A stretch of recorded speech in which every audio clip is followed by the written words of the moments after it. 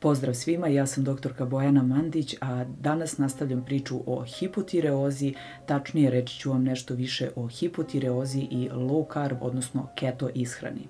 Ako imate ovaj zdravstveni problem, sigurno ste na internetu nabasali na neke članke ili na neke video snimke koji vas upozoravaju da ako imate problem sa štitnom žlezdom, nikako ne biste trebali da budete na low carb ili na keto ishrani.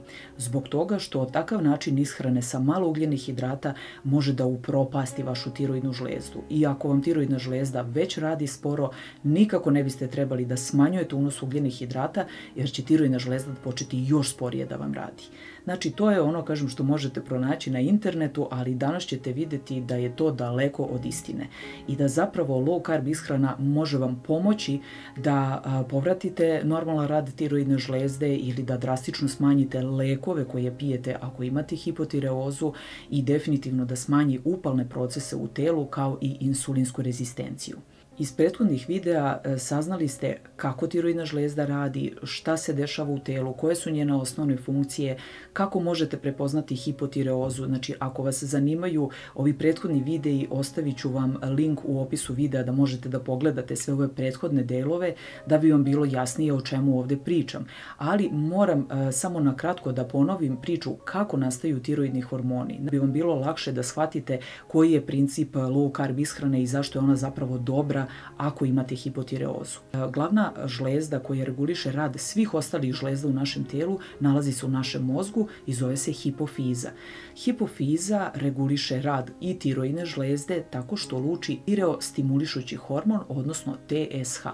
Kada periferna tkiva kažu mozgu da im je potreban tiroidni hormon, hipofiza počinje da luči TSH hormon, tireostimulišući, zbog toga onda tiroidna žlezda počinje da luči T4 hormon i T3 hormon.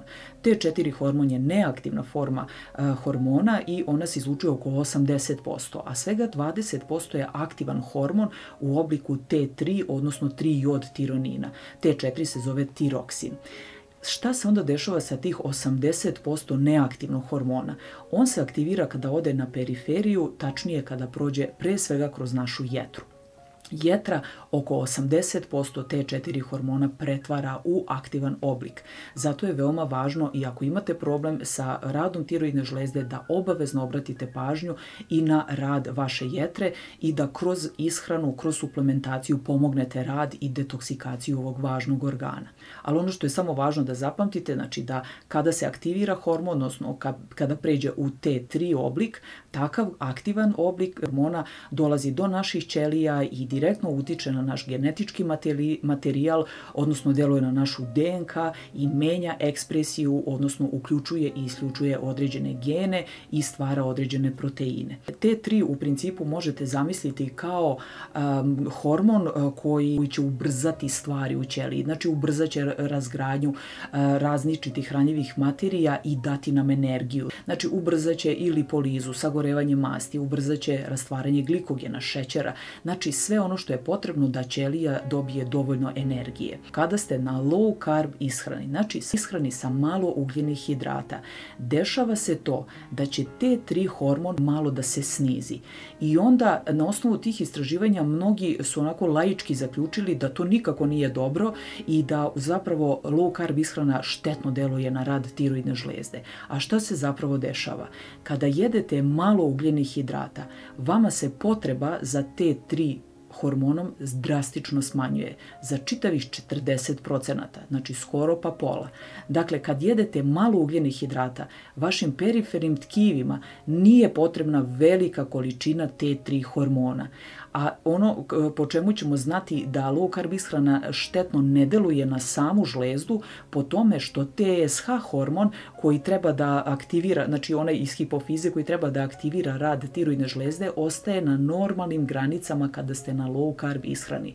Znači samo može malo da vam se smanji T3 hormon zbog toga što vam ne treba.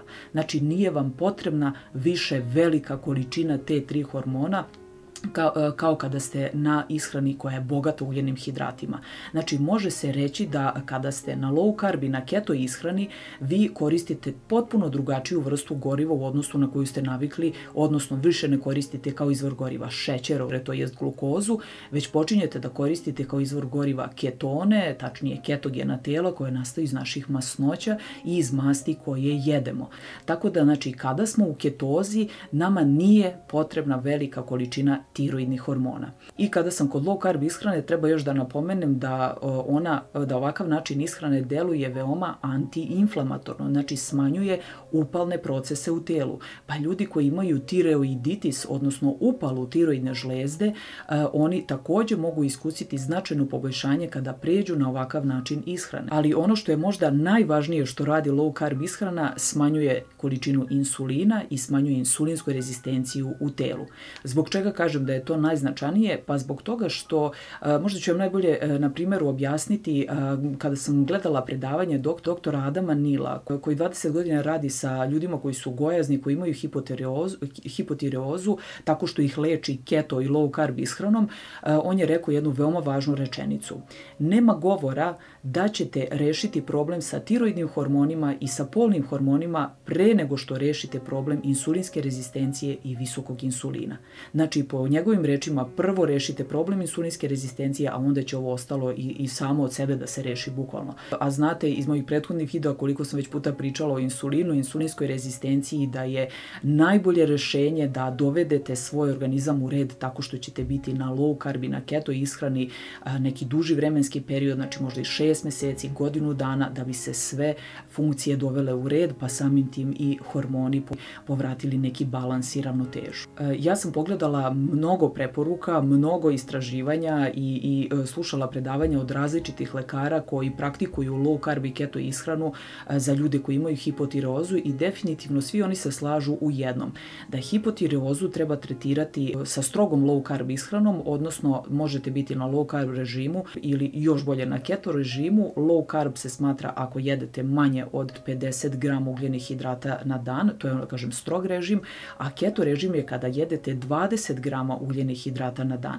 Ostavit ću vam linkove ka nekim videima koji će vam biti korisni da vidite šta to znači jesti 20 grama ili 50 grama ugljenih hidrata, kako bi to trebalo da izgleda u svakodnevnom životu i znači prosto počnite da pratite smernice low carb ili keto ishrane. Ako imate značajan medicinski problem, znači da imate hipotireozu koja jako dugo traje, da ste na lekovima, budite onda na keto ishrani. Znači to je onaj najstrožiji režim koji će vam prvo poboljšati kvalitet života, a onda i sve ostalo, znači doći će do smanjenja doze leka i tako dalje. Ali ako je tek bolest počela, ako je tek dijagnostikovana, ne morate biti na tako strogom režimu kao što je keto ishrana, već možete biti, znači, na low carbu koji je malo opušteniji i lakši za praćenje, gde ćete jesti 50 grama ugljenih hidrata na dan. Lekari koji praktikuju keto ishranu, što bi rekli keto friendly lekari, savjetuju još jednu stvar, da ako imate hipotireozu, praktikujete i intermitentni fasting, odnosno povremeno dobrovoljno gladovanje. Tačnije, možete preskočiti doručak ili preskočiti večeru i eto, vi ste već u fastingu, odnosno dozvoljavate svome telu da počne da sagoreva masne naslage i da rešava problem insulinske rezistencije tako što nećete jesti duži vremenski period. I najčešći intermitentni fasting, kažu, je 16 sati nemojte jesti, a 8 sati jedite. To ćete lako postići time što ćete, na primjer, doručak malo odložiti. Možete popiti, na primjer, ujutru bulletproof kafu, također ću vam ostaviti link kako se pravi ta kafa, a onda tek kasnije, na primjer, oko 12 sati doručkujete. A onda nekako sabijete ručak i večeru da vam bude oko 6-7 uveče i eto, vi ste na fastingu koji će vas vrlo brzo dovesti do značajnog gubitka kilograma, ali i do drastičnog smanjenja potrebe za tiroidnim hormonima.